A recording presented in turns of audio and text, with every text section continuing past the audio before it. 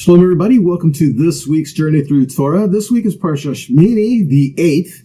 So that's kind of a weird way to start something, isn't it? Well, not really. We're talking about the eighth day of consecration. As we're in the book of Vayikra, Leviticus. Vayikra means to draw near. So Yahweh was calling out Vayikra, literally, and he called Vayikra, and he called out. But the idea is to draw near to Yahweh. As he's calling out to us, we are drawing near to him. And that's how this entire book opens up, is Yahweh showing us how to draw near to him. We opened in Vayikra with the explanation of the korbanot. The idea of korbanot is korav, which means something that is brought near. And then we go through the different ideas, the different types of offerings, the different things. Then last week, Tzav, the priesthood was to receive these offerings, and then they were to now that they received them, what do they do with them? Right, so they were given instructions on this, and then we also saw the beginning of the consecration, their ordination, if you will. They were being set apart, they were being anointed for their service. All of that was being established last week, and then we read that they were to remain within the confines of the courtyard for 7 days. Then on the eighth day, they were having more offerings, giving these things, kind of sealing it all up together, and then they would be instituted and put in service. So that's in Leviticus Chapter 9. And then if you go a little further, you can get to the incident of Nadav Avihu, which we're not going to really be able to address today this time around. We've done so in prior years, in past years. Remember, I'll put the link in the description so you can go back and look at that. And then as well, the ideas of kosher. You know, what is to be considered food. It's not about what is clean and unclean food. That's kind of a misnomer. That which is clean is considered food. That which is unclean is not considered food. So, yeah, kind of going into all of that.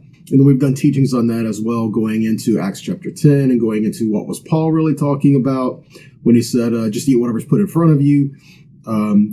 He wasn't talking about if it was kosher or if it was something that was clean or unclean. He was talking about something that had been offered to an idol, even if it was a clean meat. Going into all that, like I said, we've done in prior years. I'll try to put the links in there, and if you can't find the links, message us. We'll send them to you. Okay, so all of that is what we've got going here. Now, today we're going to talk about Leviticus 9. We're going to talk about Aaron and his sons after the 7 days. So we have the eighth day. They're continuing their consecration. They're kind of sealing it all up together. And they're starting with the idea of Moshe gathering the priesthood in front of all Israel and saying, this is what is to be done. And there was a purpose to it. There was something that was really going to happen. And this is where we're going to emphasize. Okay, this is where we're going to do the most of the things today as we go through chapter 9. These things are to be done so that the glory of Yahweh will appear to you. Now, we can say it's not an idea of doing these things so that the glory of Yahweh will appear. It's a matter of the people are doing the things that Yahweh had said. They're being obedient. They're walking in faith, in obedience in what Yahweh had said. And Yahweh is saying, when these things are done, then his presence will be there and be in the midst of the camp. So let's kind of jump into this, okay, without kind of delaying the process any further. Let's go to Leviticus 9. We'll start in verse 5, and then we'll come back. So verse 5. So they brought what Moses commanded before the tent of meeting, and the entire congregation drew near and stood before Adonai. So the idea here is they brought what Yahweh ordered, and they stood before Yahweh. Now the Torah states that they came to the Mishkan. But in doing so, they were standing before Yahweh. So the Torah says they all came before the tabernacle, and in standing before the tabernacle, they were standing before Yahweh. They didn't necessarily approach a tent. They approached the one whom they served. They're coming before him. Okay, it's not like they were coming before a dwelling place. The intent is they were coming before Yahweh. So verse 6 says, Moshe states, this is what Adonai has commanded that you should do so that the glory of Adonai may appear to you. Again, the idea here is not about a list of things to be done so that Yahweh will appear. It's a matter of these were the requirements that were being fulfilled. These was the finishing stages of their consecration and their ordination and the things that were being done so that the tabernacle would be put in service and so that Yahweh would be there in the midst of the camp and to dwell in the midst of them to do all that. Okay. So Leviticus 9:7. Moshe says to Aharon, I kind of separated out here so you can take a look at it. Draw near to the altar and bring your sin offering, your burnt offering, and then make atonement for yourself. And then he says, make atonement for the people. Then present the offering for the people and make atonement for them, as Adonai commanded. The interesting thing we see here is that Aaron was addressed first and foremost, and the first thing he was instructed was to draw near to the altar. So a couple of things I want to point out here. In Redeeming Relevance, the book of Leviticus, Rabbi Francis Nadav states the quality of a gift is understood as a reflection of the recipient's importance in the eyes of the giver, as well as the level of the relationship. The gift that we give ultimately is ourself, and it's our everything. Okay, here's the deal, guys. We have a storm blowing through at the time I'm recording this, and we just lost power, and it's causing a little glitch in the video. So forgive me if everything doesn't quite line up right here, okay? So we're going to keep moving forward, though. We were talking about Hebrews 9 through 14, where it is because of what Yeshua did, he brought us into the presence of Yahweh. And because he did these things in the heavenlies, in a place of eternity, by the means of his own blood, his own life, him doing these things, it allows not just an outward expression, but it allows us even inwardly, purifies our conscience, purifies within us so that we can be upright and serve Yahweh in the midst of everything that he's called us to do. We can be in his presence and we can live before him. Okay, so moving on. So let's go to Leviticus 9. We'll kind of go through this, all right? Leviticus 9, verse 1. So now it happened on the 8th day that Moshe called Aharon and his sons and the elders of Israel, and he said to Aaron, take a calf from the herd for a sin offering and a ram for a burnt offering, both without blemish, and offer them before Adonai. You are to speak to the sons of Israel, Bnei Israel, saying, take a male goat for a sin offering, along with the calf and a lamb, both yearlings without blemish, for a burnt offering, plus a bull and a ram for fellowship offerings to sacrifice before Adonai, along with a grain offering mixed with oil, for today Adonai appears to you. So they brought what Moshe commanded before the tent of meeting, and the entire congregation drew near and stood before Adonai. And Moshe said, this is what Adonai commanded that you should do, so that the glory of Adonai may appear to you. Again, this was not a formula or an incantation or some kind of spell or whatever. If they do this, then Yahweh's going to appear to the people. No, this was a people moving and acting in obedience by faith to do what Yahweh had said, trusting that when they do what Yahweh had said, he's going to fulfill what he said he would do. And if we draw near to him in the way that he told us to draw near to him, he's going to meet us there, right? Which we do see a few places in other scripture. Deuteronomy 4:29 says, but from there, talking about after you've been in exile, but from there you will seek Adonai your God, and you will find him when you seek for him with all your heart and with all your soul. And in Jeremiah 29:12-14, we see the same thing being done there. You will call on me and come and pray to me, and I will listen to you. And you will seek me and find me when you search for me with all your heart.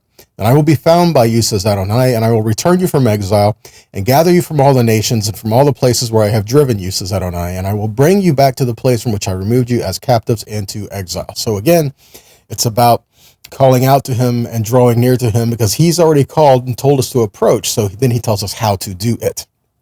Okay, so moving on, Leviticus 9, verse 7.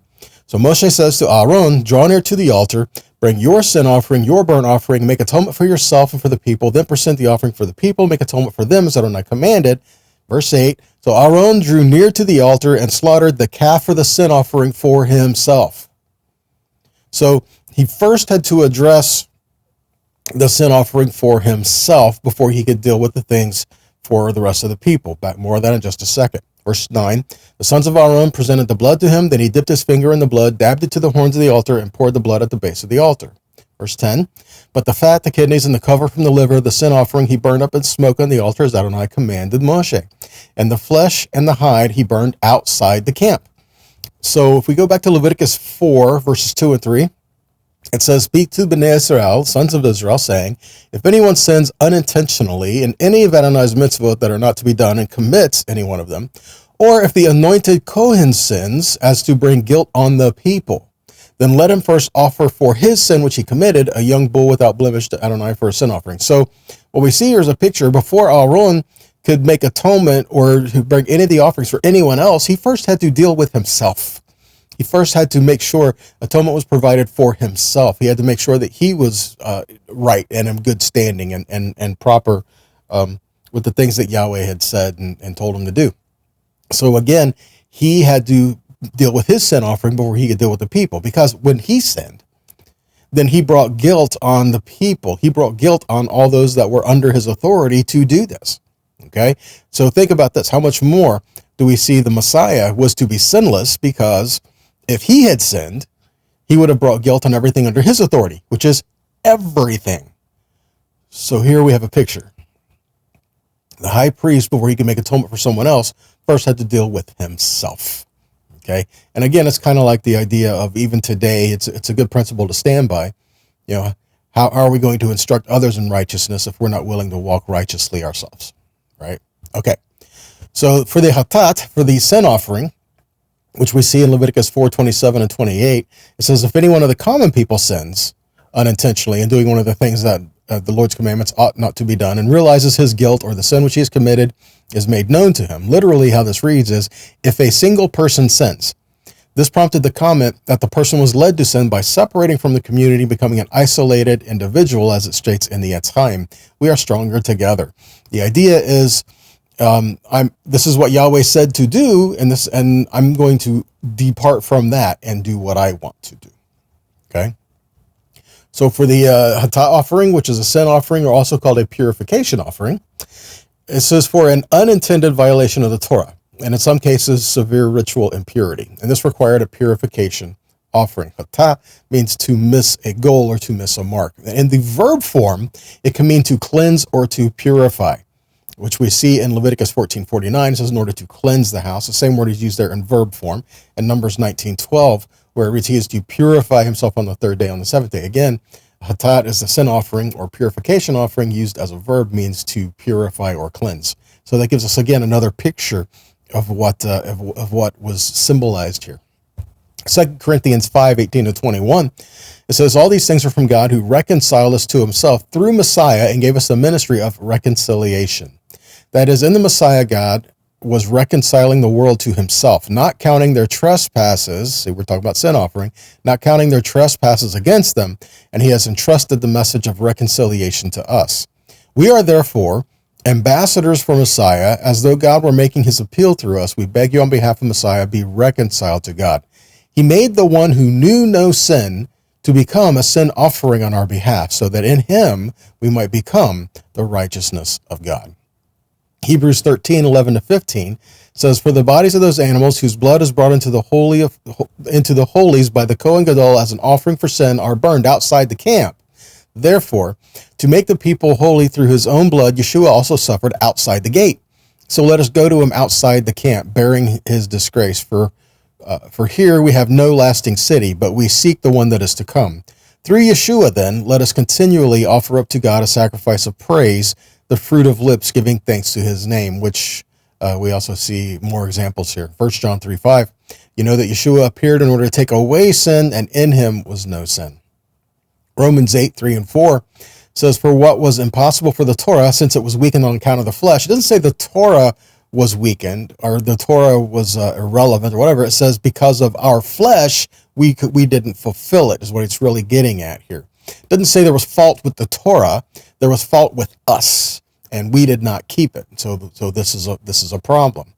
So God, sending his own son in the likeness of sinful flesh, and as a sin offering, he condemned sin in the flesh. He didn't say he condemned the Torah or condemned sin in the Torah. No, he condemned sin in the flesh, so that the requirement of the Torah would be fulfilled in us, who do not walk according to the flesh, but according to the Ruach, according to the Spirit.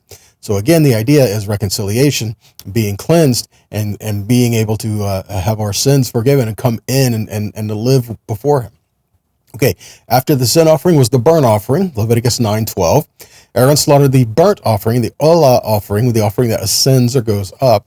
And then his sons presented the blood to him, and he splashed it around the altar. They handed the burnt offering to him piece by piece along with the head, and he burned them up as smoke on the altar.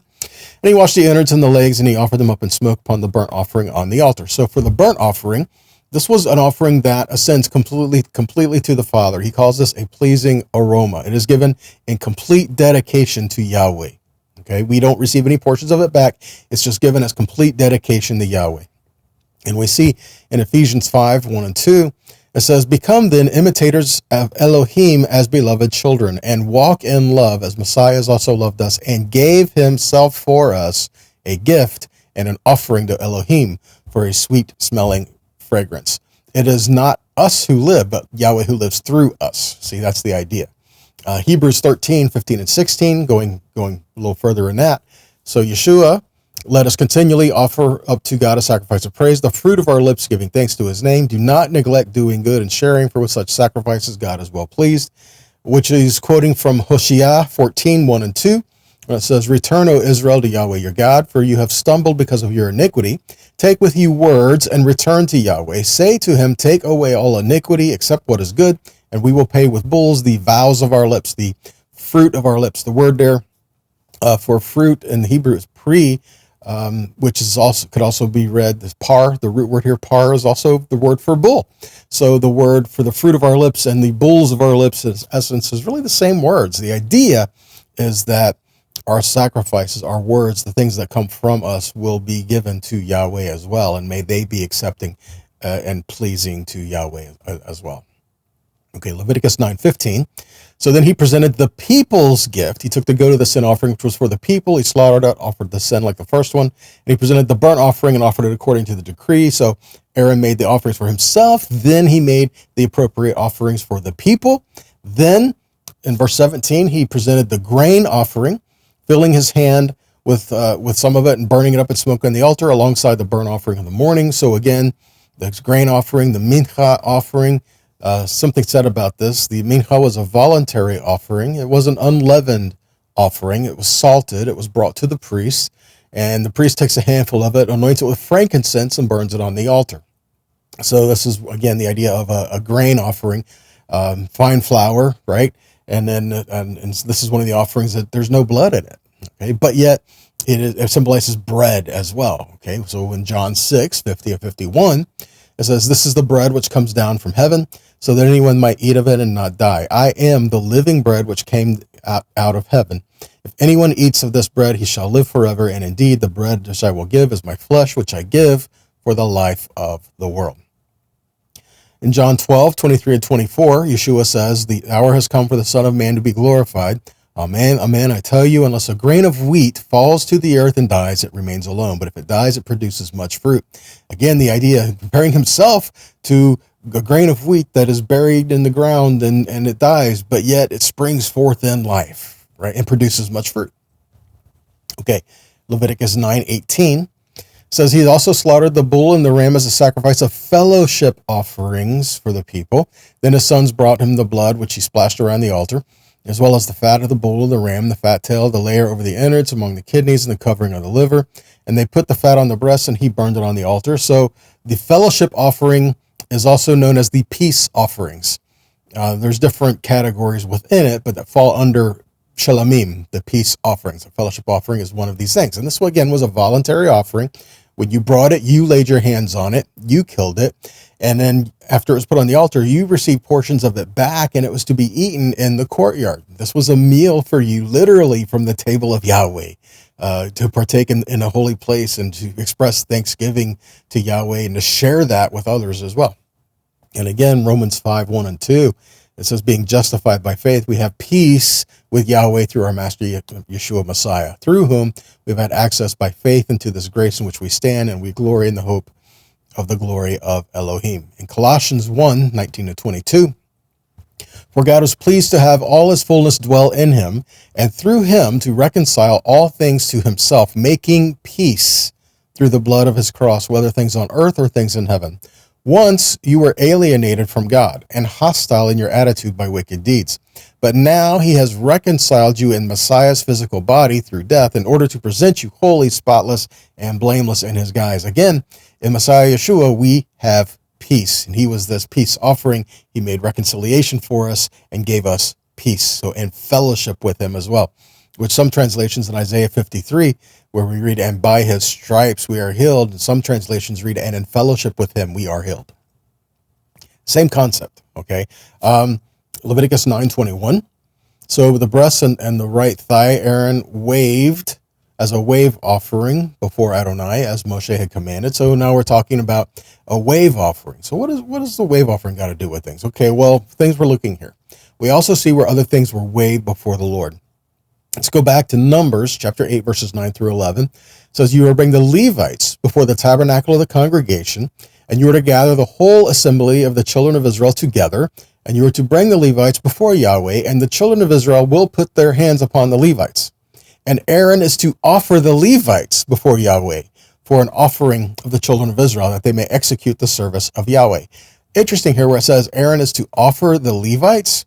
We read in the Hebrew, it's vahanif. The word hanif, we'll take a look at that. Aharon et Leviim tenufa, that same word tenufa, it's the same word as the first that we said before, hanif, tenufa lifnei Yahweh.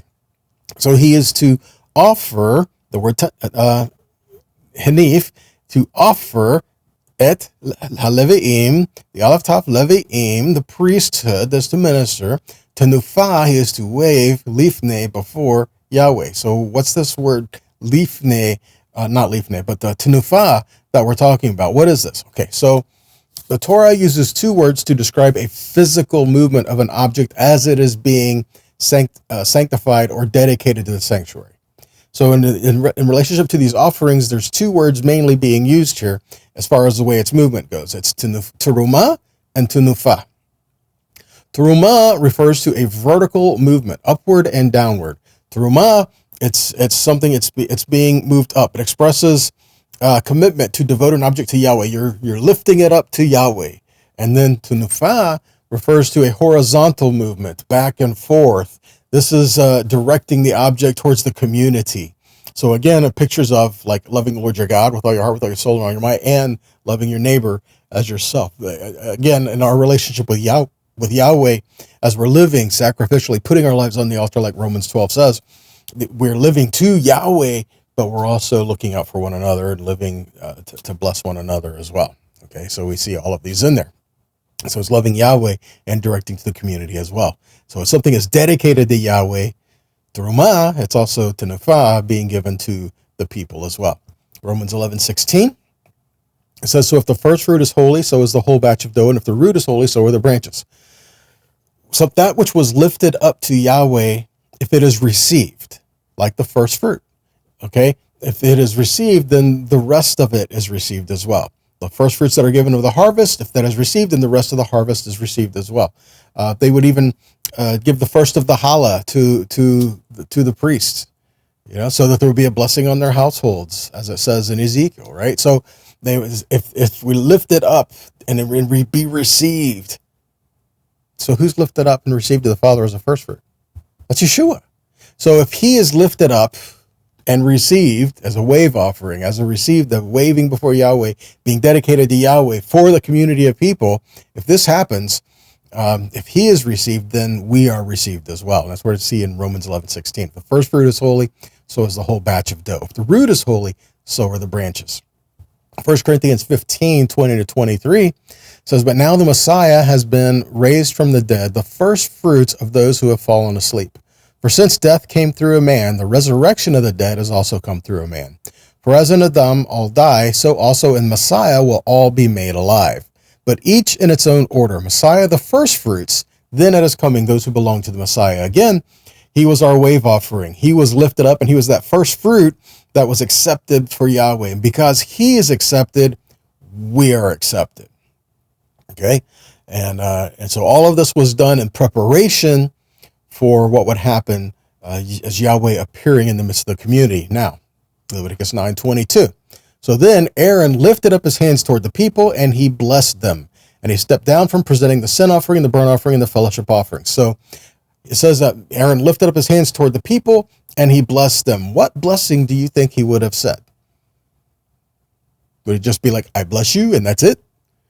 Guys, there's many things that are given here. One, I believe along this line, in Numbers chapter 6, verses 24 through 27, Yahweh says, this is how you are to bless the children of Israel.